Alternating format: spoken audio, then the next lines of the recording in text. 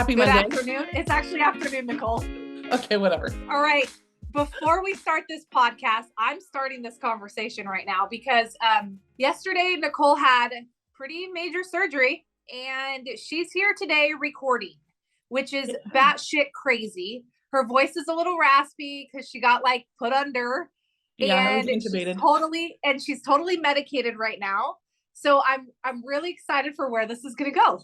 You might just title this episode, This is Norco. Like, I don't know. Yeah, right? And I might, Nicole, I might. Yeah. So yeah. I'm going to lead the conversation today and then we're going to have your answer. But yes, I did have surgery. My voice is raspy. They intubated me. I'm feeling great. I'm so ready for this conversation. I could not miss this one. It's just too good of a conversation. Okay. Okay. The topic today is resiliency, but we didn't realize, and grit. Yes. And resiliency and grit. But I didn't realize that was my bad, that we were going to be recording it the day after Nicole had a surgery. So this even takes it to a whole nother level of like what resiliency really is. If you're questioning yourself in your life and your business, then this is the thing that you need to watch, or listen to. We're at Come Sit With Us podcast on YouTube. So if you feel to see our pretty shiny little faces, and Nicole's medicated self, then let's do it. Yeah, let's have at it. But right, for real, hold on, Nicole, wait, I got to say one more thing, because yes. Here's the deal too. I got to say this too, Nicole. I'm really proud of you for showing up today, because I know you're lying to everyone. You feel like crap today. You're super sore. She's got incisions all over her stomach. You got makeup on, your hair. That is a whole nother level. There's no way I would have said no. I know myself and I would have been like, no, Nicole, I'm not doing it. But for those of you, she's full of shit. She would not have. No, I would have said, I think I would have said, no, Nicole, I can't do this. So thank you for showing up today. And I'm ready for this conversation. So we're talking resiliency and grit. Give me your rant on it. And then I got a few questions. Okay. So my rant on grit. So a couple of things. I really want to tell you first about Angela Lee Duckworth. She's a psychologist. She did a TED Talk. It's like less than 7 minutes long, and it's on grit and what she found with this. Her and her colleagues, they went and they interviewed people from West Point, the National Spelling Bee, rookie teachers in rough neighborhoods. These are her words, not mine. And then private sales companies. And what they did was they tried to measure the predictor of success. And they found that it was not IQ. It was not your means. It was grit. Grit was the single characteristic that continued to show up for all of these people who were basically, that is the measure of success, is how much grit do you have? Because grit is passion and perseverance. Yep. Doing a lovely little dance. And I'll tell you that the first time that I realized that I had grit was the day that my mom kicked me out of the house whenever I was 18. And I came home and it was 7:30 at night. And she had told me, Nicole, if you come home stoned again, you're out. I smoked weed at the time. I was young. And she said, if you come home stoned again, you're out. But then she calls me and I was fine. That's your rule. No problem. I won't come home that way. And she calls me and says, you left a dish. Now, my mom back in the day was very controlling. And if a single dish was left out, you were expected to come from wherever you were at, stop whatever you were doing and put that away. So I tried to explain to her mom, I kind of can't come home right now. She did not want to hear it. She wanted the dish cleaned. So I went home. The second that I walked in the door, she saw me and she goes, get your stuff and get out. She knew. And I felt like it was kind of a setup. And the next day I found my first job. I got my first job by myself the next day at Round Table Pizza. And I worked as many hours as I could because I needed to have food in my belly. And I walked around my little tiny town of Ceres with a backpack. And some of the less than savory people, unsavory, they helped me out. And so I'm forever grateful for that. But it was through this experience of my life that I realized I have grit and I can pull myself up by my bootstraps. And whenever things go bad in my life, I find that I still have that. I show up for myself more on the bad days than I do on the good ones, which I can't really still seem to fathom. And that's why I've been on this whole journey of resiliency, showing up for myself and doing I made a contract with myself. So I said I was going to be here and I'm here. And I don't want that to come across as being toxic. You don't have to show up the day after a surgery to make your, like, I don't want anybody to feel like I'm setting this as a standard. What I'm saying is, for me, I knew that, yes, I'm not at 100% today, but I wanted to show up and I really want to be here for this conversation. And it's okay. I still would be just as okay with myself and happy with myself had I said, you know what, I do want to take the day. I want to like respect my body and, you know, allow it to become resilient in its healing. So either way would have been fine. But yeah, that's the first time that I realized I had grit, and it's shown up for me 100% of my life during the hardest times. So how did it show up for you? You know what? Gosh, there's been a lot of different points in my life where resiliency has showed up. But I think, when my parents got divorced and when my dad suffered from addiction, and when you have a family member that suffers from addiction or suffers from something like severe like that, it gives you a whole new level of work ethic. Like, I worked extra hard. This sounds horrible and it's negative, but when you're at the time when you're a child, this is what you do. I worked extra hard because I didn't want my life to be like that. I didn't want my life to be that hard, And then I also was very resilient. So when things would happen that were bad, like the switch turned, I'm like, it's really not that bad. It could get worse. It's really not that bad. It could get worse. That's the thing I remember telling myself as a child. And I didn't have a severe, crazy upbringing, even though my dad suffered from addiction and stuff. I didn't have a lot of, like, I hear stories, right? And I've been around a lot of people with addiction issues. And so I hear some of their stories. I'm like, woo, that's bad. Mine was never that bad. Like, you know what I mean? So I'm not saying that I had this horrible childhood or anything. I'm just saying, when you grow up with that type of, in that type of an environment, your level of resiliency is a lot different. My mom was a single mom and raised my brother and I. Like, we didn't have a pot to piss in, like, but we had everything that we would ever need, right? Like, we had this amazing freaking family. We had support and love. And when, the $150 volleyball shoes that I needed to happen, like, somehow they always happened, right? So, and my mom worked her tail off for us. And I would say she was more strict, but really she wasn't. She was just a parent. As a parent now, I notice when my daughter says, Mom, you're so strict. And I remind her, no, honey, I'm your parent. I'm not your best friend. My job is to prepare you for the world. Yeah. And if I'm your best friend, I'm never going to prepare you for the big things that you're going to do in this life. Right. And also the big hardships that you're going to have to go through. So I think for me, resiliency started at a pretty young age, and it just kept getting stronger and stronger as I grew. And I think the word entrepreneur or business owner was never in my vocabulary as a young person. Even in high school and in college, I didn't even know that was like a profession. Like, I didn't even know you could do that. So I think that resiliency muscle was like built as a young child all the way through my adolescence, early 20s and 30s, because I knew for this moment I would need it. Because entrepreneurship is one of the hardest freaking things that you'll ever do in your life, besides having a child, which, I mean, it's at the same level, like, yeah, it's wild. So I think for me, resiliency was like having the ability to get back up, but grit was like, you got this. Like, and I relate to you, Nicole, because I'm still working on that, overcoming that part where I do really badass when things are hard, because I've been trained as a small child all the way up till now. When things get hard, I freaking dig in even deeper, and I will accomplish and become more. People will look, what are you doing? Like, why would you, this is the craziest time of your life. Why would you be trying that? And I'm like, well, because there's like this fire in me now. And so I'm trying to get to that point where things don't have to be really hard in order for me to continue that same accelerated drive. Yeah. If that makes sense. It does. I think that I've found myself in some, situations, like, just kind of coming to mind. Like whenever my husband moved out in June of 2019. And if you've heard the previous podcast, I mentioned a little bit about it, but my husband moved out June 1st. My son on June 17th ended up in a facility, and because he was having some problems with his feelings. And my dad died on July 2nd of the same year. So within 30 days, my life just felt like it was completely falling apart.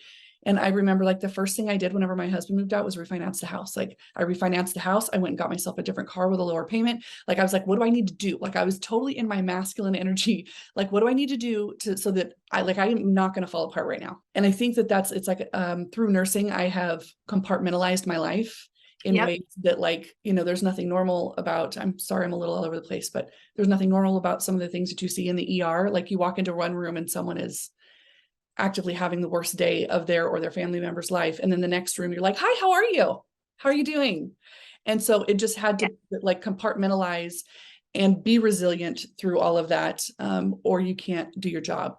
And so I just kind of took that on and did the same thing in my home. And I started doing, like, I signed up for hypnotherapy school almost immediately after my husband Yeah. moved out, within like 2 months, as soon as I could find the coverage at work and maneuver that, and maneuvering working all these hours and having to, drop off my daughter to her, or both of my daughters to their dad on Father's Day. I never had any kind of holiday away from them. Like I didn't spend the day with them. I went and I saw my own dad, and, it was right before he passed. And, then I went to work. And so just my cousin once told me, she said, Nicole, you have this uncanny ability to just like, when your life is falling apart, you put a little sacrifice in your pocket and say, all right, let's get shit done. And that's really what it is. And, I don't think that it's healthy. I don't want to sit on here and sound like I'm promoting you, like stuffing your feelings and not dealing with your shit. But sometimes, you can choose to either fall apart right now and then pick yourself up and do the things, or you can just start doing the things and fall apart later if you need to. And that's okay. Either one is fine. If you need to have a good cry, have a good cry, and then push on and be resilient. So, I mean, I don't ever want to sound like I'm promoting, I don't know, that like hardcore, like don't cry, just keep like ignore your problems, because that doesn't help either. So I totally relate to what you're saying, Nicole, because I was in the beauty and wellness industry for like 20 plus years. And that was my job also. One person is this way, the next person is this way. So it's like almost we have to be able to like read and adapt and create rapport at a very quick rate. yeah. But also with that, I had this switch, which is a gift and a curse at the same time, is I had a switch that I could turn off all my personal problems in life and I could just focus on that person. And it was like wonderful, right? Until life gets really, really bad and you refuse to actually set that time and that space to heal and to deal with the bad stuff, right? So for me, because I was so programmed to be like that shiny, happy, smiley, like, oh, okay, like service-based industry type of professional, that when I didn't allow the time for like when my daughter had multiple surgeries, when my husband and my marriage was falling apart, when, my health sucked because I was way, way overweight, or all these things like kept piling up, right? And then it manifested into like full on panic attacks. Yeah. You know what I mean? So you leave it there long enough and you don't take care of it, it manifests. It always, I will mark this down like my life on this, dude. You don't take care of your internal emotional states, it manifests always into health problems. Always. Absolutely. 100% of the time. Always. And it's in ways that you never would have expected. I didn't know what that was. And I've talked about this a lot because I'm like an advocate for people with anxiety and stress and like dealing with your stuff and your emotions. Or it'll advocate into like, my shoulders hurt, my back, my this, my that, like cancer, this disease, this, whatever it is, like all of a sudden you've got an ulcer and you've got cardiac pain, like your heart's hurting. Like that's that. Yeah. And I can know that there's going to be people out there that listen to this and totally disagree and aren't at the same space with this conversation. And that's okay. If this rubs you wrong, I'm sorry. Like, but I know from life and people and working with thousands of people, you working with thousands of people, that this ability to be resilient has its place, but there's also the place to deal with all of the emotional stuff that you're going through. Yeah. I think that whenever you look at your children, like, okay, so how do you build resiliency in your kids? Like, Yeah. how do you build resiliency in the next generation or even within ourselves? And here's the thing, you have to allow them to fail. Like you have to allow them to feel that feeling and be like, this sucks, and help them process through it. So then they know as life happens, that one, they have somebody there that can help them, like that can process with them, that cares. Because a lot of my own personal resiliency came from feeling like I couldn't count on anybody. I had to do it myself to get it done. And that's not true, because my mom, even though she kicked me out, it was like the best thing she ever could have done for me. And it's, I mean, it's a great freaking story. Like, I went from being homeless to like, a nurse making 6 figures, or yeah, like, it's great. Right. Yeah. But, Yeah. but, but really with your children, it's allowing them to fail. And with my son, it's like I parented so differently with him than I do with my girls. And like, I remember him losing a toy at Disneyland and him being so heartbroken that instead of me saying, I'm sorry, I guess you should have kept a better eye on it, and that sucks that you lost this, I went and bought him another one. And I would do that all the time because I hated to see him heartbroken. Yep. And I see that I paralyzed him. And we do our children a huge disservice when we don't allow them to build resiliency. Every time that you fix it for them, you rob them of an opportunity to be resilient and to build their own grit and to build their own resiliency that they're going to need long after you're gone. This is a very like touchy subject with me too, because I have preteen daughters, and if anything, like, this is the thing that I get in like heated conversations with my husband about, because I am like from the school of resiliency, and he's from the school of, he had such kind of a different upbringing than I did. He's from the school of, let's just fix it, because I never want them to have what I had, right? Like, and if you're my husband's family, I don't want you to take this the wrong way if you're listening to this, but his upbringing was just definitely a lot more roller coastery than mine. And so we have these like contrast of like parenting, because even just last night with my daughter, with this homework project, she has to write this huge paper. And I'm like, no, you failed it. We failed at this. Like, you failed at this. Right. So like, now we got to get back up and we got to fix this. Like, we just got to write it. You got to write it. And I can guide you through what this is going to look like for the writing part, but I can't actually do the physical work for you. Like, you have to do this. So this is the season of life that I'm in where I feel like I'm tested all the time on how do I become the type of parent where when like how I was, like how my mom was, where when I left the home at 18, I never came back. I had my own job, same as you, Nicole. I had my own job. I had roommates. I worked my butt off. I went to college full time. I paid for all of it myself, right? Like, I'm not saying my kids have to choose that route, because it was definitely a little bit of a difficult route, but I'm saying when they leave the house, like, do they know how to do their laundry? Do they know what to do when this happens or when that happens? Like, do they know how to survive and manage their bills and all that stuff? Like, I think that's our job as parents, and our kids don't have those skills if we don't let them fail. Yeah. Like, they And don't. it's so hard, man. It's so hard to watch them be heartbroken and know that you have an answer, you have a solution, you could just fix it for them really quick. And it's But like, no, you can't. like, yeah, it's really hard. Seeing my kids disappointed, and that's probably been the biggest challenge of my parenting. And like what you mentioned with Jason, I parented Nicholas from a place of, I don't want him to have what I had. It was very similar. It was from a place of guilt and from a place of wanting to be protective. And why should they have to suffer like I did? Like, Yes. and here's the thing, I make it sound like I had this horrible, horrible childhood, and some parts were not great, but overall it was good. Yep. My mom and me were cool. We're good. She's helped me out at 43 when she probably should have not, you know what I mean? Like, but she helps me out still to this day. Yep. Mine too. And I actually did end up moving back in pregnant, no less. Like, I moved back in pregnant from another, like, North Carolina back to California, and lived there for 3 years while, getting my nursing career going. She still says I owe her a beach house for that. I'm working on it now. Yeah. But anyhow, so I kind of lost my train of Nicole, thought, but do you think we're born with resiliency, or do you think it's developed? Because I have my own perception.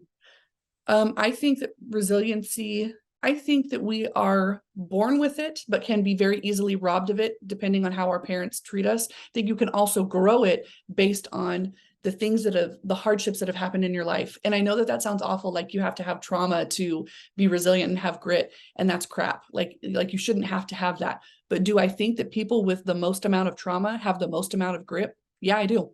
I think that they're gritty people. Like, they're kind and loving, and they get it. Not everybody's kind and loving, because a lot of them haven't worked through their shit, but those that are, I think that the grit and resiliency that you see in them is different than a person who had a silver spoon, who had everything handed to them, because they've never had to become resilient. Resiliency has never been a thing. Like, they haven't had to rise up from anything because everything's been handed over. So, maybe whenever you're little and you fall and you pick yourself back up and you keep going, and your parents are like, yay, or are they like, oh, you poor thing, now we've got to pad everything? Like if your parents were the padders, then you probably have a little less resiliency than the ones who like kept the concrete floors and no helmets. You know what I mean? Like a little more resilient then. You learn to adapt. I like 100% agree with everything you just said. I think especially in like I've noticed since being in business that the resiliency muscle, I invite failure. Whereas before I was that mindset of like everything has to be perfect. I won't start until it's perfect. Like I need it this way. Everything's pretty, like everything has its place, very controlled. Everything in my environment was controlled. And then I had kids and that just went crazy out the window. And then I started, my own business and it was like, oh my goodness gracious. And so when I started to fail, it became very hard in the beginning to like get back up. And then every time I got back up after a failure, it was like, okay, I'm building it. I'm getting stronger. I'm getting stronger. I example it to like when you get like a bicep muscle and you're like, oh, my muscle, like it's starting to show, like it's really good. And I use that as like the analogy of, when our resiliency muscle shows is when we start to like lead a level of success that we've never had before. And so instead of a physical muscle showing, it's like this level of success. So when I look at people out in the world who are really successful in my mind, or the people that I look up to, I know that they went through more failures than successes. And so now my mindset and perspective has shifted on failure because for me, I'm just going to dive in and go and do it. And if I fail, well, what the hell, I failed. Like, cool. Then I got to move on and I got to try something different. Whereas in the past, it was like, failure was like detrimental. Like failure was like, I'm going to be out for like a month, a week, a year. I'm not doing that again. I don't want to look like a fool.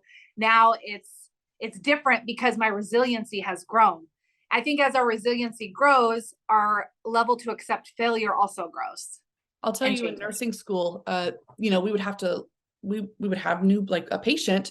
Like I remember having to learn how to change an adult grown up diaper, right? Like change someone to tens. And I remember standing there in front of the entire class and it was like, so who wants to go first? And I would have to jump and say me first, or I'm going to talk myself out of it. Yep. I was always like, I want to do it first. Just let me go first and get it out of the way.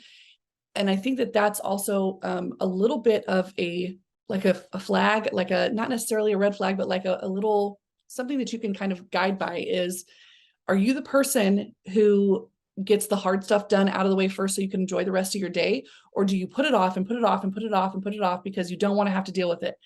That I think kind of shows a level of like where you're at with your resiliency. Like, I don't want to deal with this versus like, bring it on, let's go, we're getting it done. I don't know. I think it's just, maybe that's the grit part, but I think for me, that was always a thing. Like, let me do it first, or I will talk myself out of it. And I don't want to talk myself out of it. I want to get in and get it done. But if I watch all these other people do it, I'm going to like hate this weight, like, let's just get it over with. I just want to get it over with so I can like regulate myself again. I feel the same way, Nicole. You're so funny because I remember I'm thinking of this instance where my girlfriends and I went, what's it called? Were you on the thing, gliding? What's it called? Rappelling. We went rappelling. Okay. Oh, that sounds fun. I remember thinking like, oh my gosh, like I just want to get this over. Like I do not want to be the second one. And I literally pushed myself to the front of the line. And I'm thinking of that right now. I've done that also my entire life where I'm like, I'll just be first. I don't even care if I bomb. Like I'm just going to be first because it would just be 10 times easier to fall on my face first than to fall on my face 10 people deep, because then the story gets bigger and bigger and bigger. And then all of a sudden it like manifests into like, I, totally epically failed instead of like, oh no, I actually just, like tripped. Yeah. So what would you say to someone who is a perfectionist, who feels like it has to be perfect, who feels like I can't fail, I have to get straight A's, I have to be this, I have to be the Pinterest mom, I have to do all the things? Like, what would you tell to that mom as far as being resilient and growing, or that person, that person? What is your advice to someone who is a perfectionist? I wrote some notes down on this today. Like I want to talk about this, the perfect thing, because, and that's funny. You didn't even know, Nicole. This was something that I've struggled with a lot of my life. And maybe it's because I was first born. Maybe it's because I've like born like this achiever mindset. Like, I don't know what it is, but the day that I stopped like when I look around, I think my faith has helped me, because when I look around at all the people around me, I stopped measuring myself at this crazy high, unaccomplishable level, because perfection is like, no one wants you to be perfect. Even with, and I'm gonna use this as an example. Okay, when I was younger, I started practicing and learning how to like public speak, and like I did these like workshops. I worked with this consulting company, and like we had to do these speaking engagements, right? And I just remember thinking like, gosh, like, can I really do this? Like, can I pull this off? Like, is this really going to happen? And it did. And it's only because instead of getting up there and memorizing this perfect thing, I just got up there and talked. Like, kind of like this conversation Nicole and I are having today. And there's just a freedom when you can just be yourself. There's a freedom when you just know that you're going to probably say like too much. You're probably going to say dude and it's inappropriate. You're probably going to cuss and someone on the other end that does not cuss. You're probably going to talk about God too much. You're probably all this probably going to stuff, right? Yeah. You probably are. And who cares? Because the people that are meant to be in your world will come into your world. There's like 7 billion million, I don't know.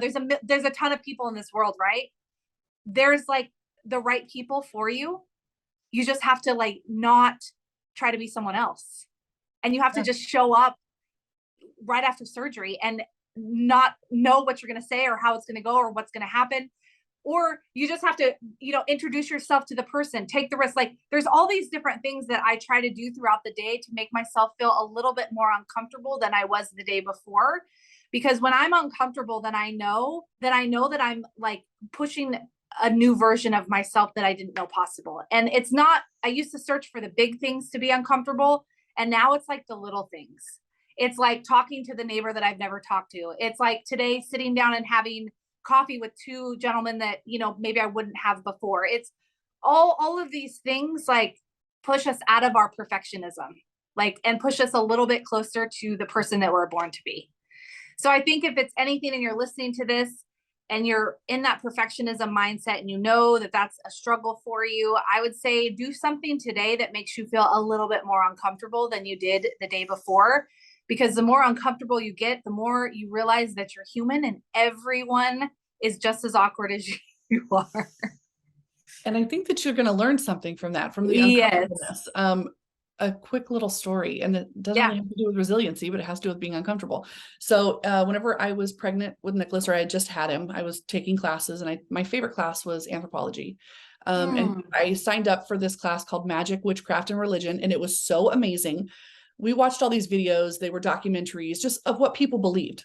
We watched a bunch of different movies on different faiths, and we learned about Rumspringa and, all of these other things.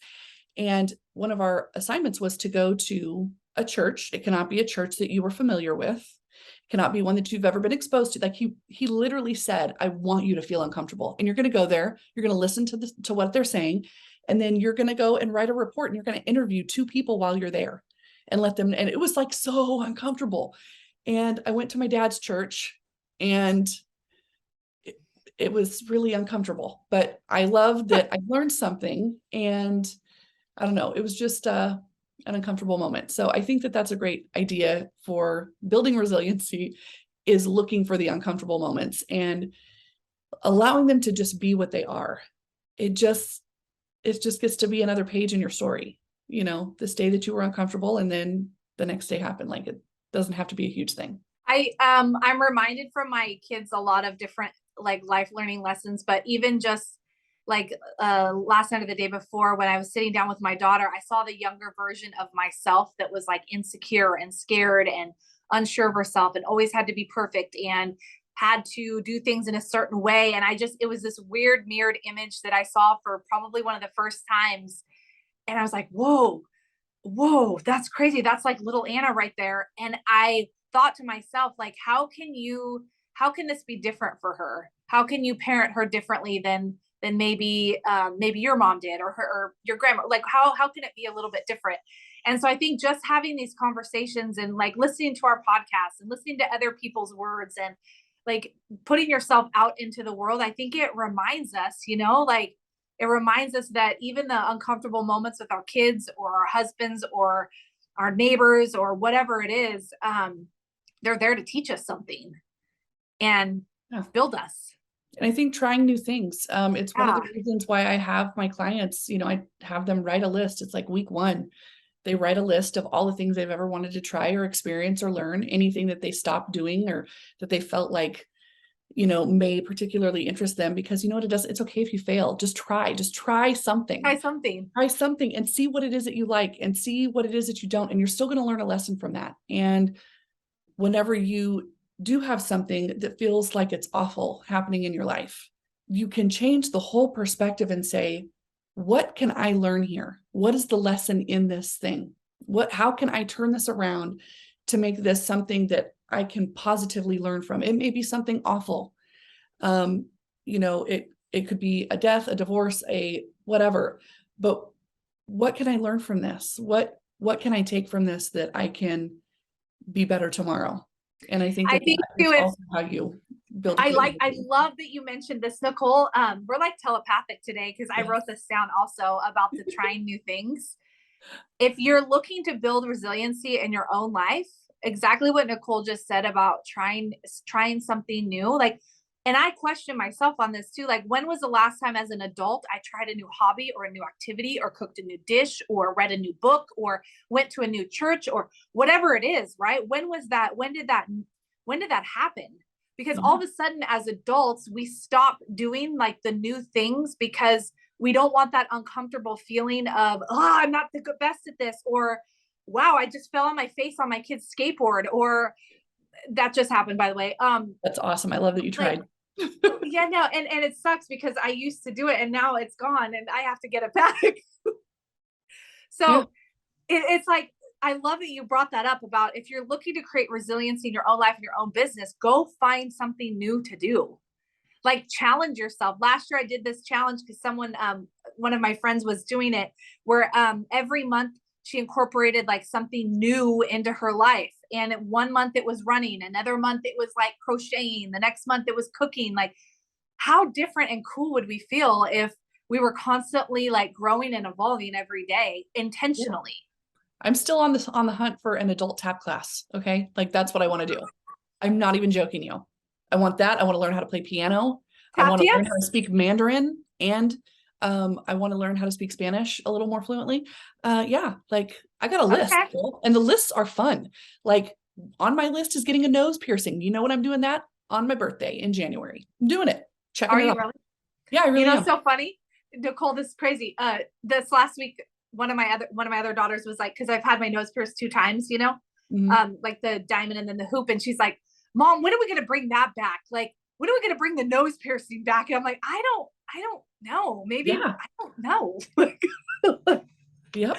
Now that we had this conversation, Nicole, maybe it'll be next week. Yeah. Oh, and hey, in case you're still interested in trying to relearn how to do the skateboard thing, try it on the carpet first. Try keeping your balance on the carpet. Put the skateboard. That's how I learned. And then I went outside and learned, but I got really comfortable with it on the carpet. So we have one piece of carpet in our house, so I guess I'll do it on the rug. Yeah. There you go. There you go. It'll be awesome. This is so good. This is so good. This conversation can go on forever. So Nicole, let's do this. So before we end this, if you aren't following us on Instagram, then you totally should be. We're at @comesitwithus_podcast. And then share with us, send us a DM, send us a message, or on Facebook, Come Sit With Us podcast. Share with us a list of new things that you want to try, either for 2023 or just in general, like life. What do you want to try? What's something new you want to try? We want to know your things. We want to know. Want to know what your things are. Like, I love it. And one other thing, what I want to leave you with is a quote from Glennon Doyle's book, Untamed. We can do hard things. I can do hard things. You just keep telling yourself that as you're trying to push through the thing. I can do hard things. We can do this. And there's a time to cry and to be upset, and that's okay. You take whatever time that is that you need. And then you remember that you can do hard things, and whatever it is that you're going through is not going to be the thing that beats you. It's not going to be the thing that bests you this time. You're just going to keep plugging along, because 100% of your life you have continued to plug along. Yes. And I personally don't believe the word fail. Like if I do something and I don't complete it the way I want to, I don't call that a fail. I call it a fail if I quit. If I quit and I say, I quit, throw my hands up, I'm done, I'm never going to get this, that's Yep. a fail. If I Agreed. continue to find a different route, a different way, a different means to get to my goal, even if it doesn't look how I originally thought it was going to look, but I still make it there, that's not a failure. I didn't fail 1,000 times. I made it once. And there you go. That's all you need. I'm going to end with this part also because it's going to tag on to yours, is that we're good. We're okay. Yeah. Like even in my hardest points, I'm like, okay, I'm going to be okay. I'm going to be okay. Like I've told myself that multiple times, because no matter how hard the thing is, like you're okay. We're okay. We're good. Like it's going to be good. I just had this conversation with this, like someone who was a client, was really stressed out about something not working in her business. And I said, perspective, you're okay. You're okay. And she's like, I am okay. I'm like, yeah. And we can do the hard things and we can keep going. Like we are resilient. We have this in us. We are made to be resilient. Yes, we are. All right.